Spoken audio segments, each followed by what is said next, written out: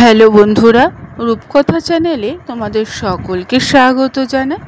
বন্ধুরা, আজকে এমন এক অভিনেতার সম্পর্কে তোমাদের জানাবো, যিনি একজন চিকিৎসক, গায়ক এবং পাশাপাশি অভিনেতাও। সুদীর্ঘ সময় ধরে একচেটিয়া চলচ্চিত্রে তিনি অভিনয় করে গেছেন। প্রথম দিকে নায়ক এবং পরবর্তী সময়ে পিতার রোলে সুদক্ষ অভিনয় করে গেছেন। তিনি আর কেউ নন, সেই যুগে অভিনেতা শুভেন্দু চ্যাটার্জি। বন্ধুরা, আজকের পর্বে তোমাদের শুভেন্দু চ্যাটার্জির সম্পর্কে সংক্ষিপ্ত আলোচনা করব। ভালো লাগলে অবশ্যই শেয়ার করে দেবে, লাইক করে দেবে, আর পাশের বেল আইকনটিকে অবশ্যই প্রেস করে রাখবে, যাতে তোমাদের কাছে সরাসরি এইরকম কোনো ভিডিওর নোটিফিকেশন চলে যেতে পারে। তাহলে চলো বন্ধুরা, আজকের পর্বটি শুরু করা যাক। বন্ধুরা, শুভেন্দু চট্টোপাধ্যায় 29শে নভেম্বর 1936 সালে কলকাতায় জন্মগ্রহণ করেন। তিনি ছোট থেকেই মেধাবী ছিলেন। পিতা ছিলেন শৈলেন্দ্র চট্টোপাধ্যায়, মাতা ছিল মণিমালা দেবী।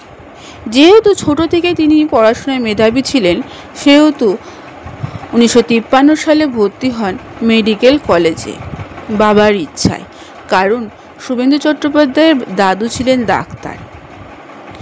পরবর্তী সময় হাসপাতাল এবং কলকাতা মেডিকেল কলেজে ভর্তি হন। 1960 সালে পাশ করেন MBBS, প্রথমে সিভিল ডিফেন্স, তারপরে কলকাতা পুরসভায় যোগ দেন কর্মসূত্রে।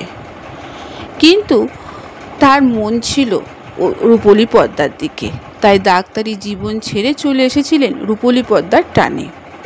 প্রখ্যাত অভিনেতা জ্ঞানেশ মুখোপাধ্যায়ের কাছে অভিনয় শিক্ষা গ্রহণ করেন। অংশ নিয়েছিলেন IPTA মুভমেন্টেও।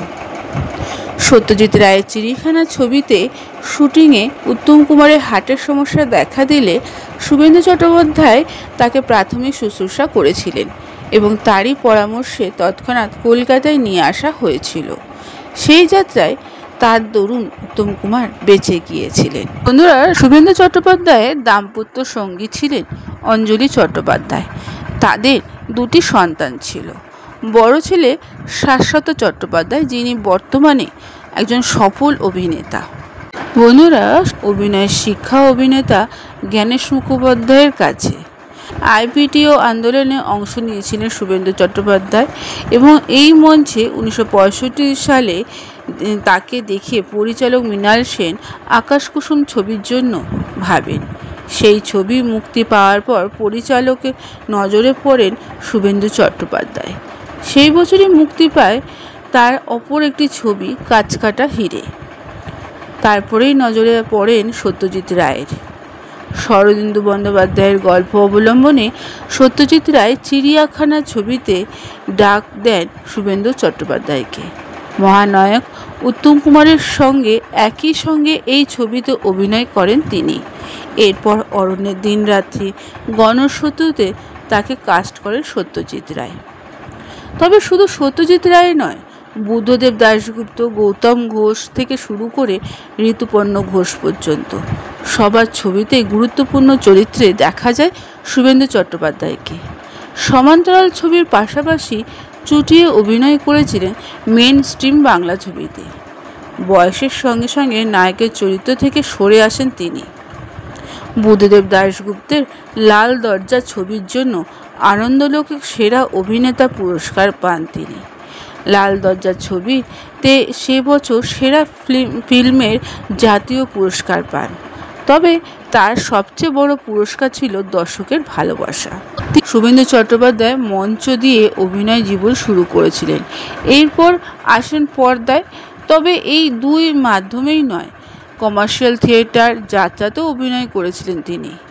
কালবৈশাখী, অমরকণ্টক, বধূবরণের মতো কমার্শিয়াল নাটক, এমন একটা মানুষ চাই, নকল স্বামীর ঘর, এর মতন যাত্রা করেন তিনি। ছোট পর্দাতেও রাজত্ব করেছিলেন। ডক্টর মুন্সির ডায়েরি, এই তো জীবন, এই সিরিয়ালেও দেখা গেছে তাকে। তবে আজও বাংলা ছবির দর্শকরা তাকে মনে রেখেছে তার এই কাজকে, তার পর্দায় উপস্থাপনাকে। তাই আজও পর্যন্ত তার অভিনীত ছবিগুলো যখন চলে, মানুষ মন দিয়ে দেখে। শুভেন্দু চট্টোপাধ্যায় 5ই জুলাই 2007 সালে, বয়স তখন 70 বছর, আমরি হসপিটালে ভর্তি হন শ্বাসযন্ত্র সমস্যার কারণে এবং সেখানেই তিনি মারা যান এবং এই মৃত্যুর খবর ছড়িয়ে পড়লে বাংলা চলচ্চিত্র জগতে শোকের ছায়া নেমে আসে। এরপরে আমরা জেনে নেব তার অভিনীত কয়েকটি চলচ্চিত্রের নাম। তার অভিনীত ছায়াছবিগুলির মধ্যে হলো আমার মায়ের শপথ, আবার অরণ্য, কেশ, দহন, মনের মানুষ, লাল দরজা, আপন পর, জামাইবাবু, আক্রোশ, আশা ভালোবাসা, গণশত্রু, আগুন, অমর সঙ্গী, একান্ত আপন, রাজনন্দিনী, অনিন্দিতা, ছদ্মবেশী, কুহেলি, অরণ্যের দিনরাত্রি, আরোগ্যনিকেতন, চৌরঙ্গী, হংসমিথুন, চিড়িয়াখানা, আকাশকুসুম, কাঁচকাটা হিরে, কাঞ্চনমালা, বারুদ, দেশ, কোরাস, রাজনন্দিনী প্রভৃতি ছবিতে তিনি সুদক্ষ অভিনয় করে গেছেন। বন্ধুরা আজকের পর্বটি এখানেই শেষ করলাম। এতক্ষণ আমার ভিডিওটি দেখার জন্য ও শোনার জন্য তোমাদের অসংখ্য ধন্যবাদ।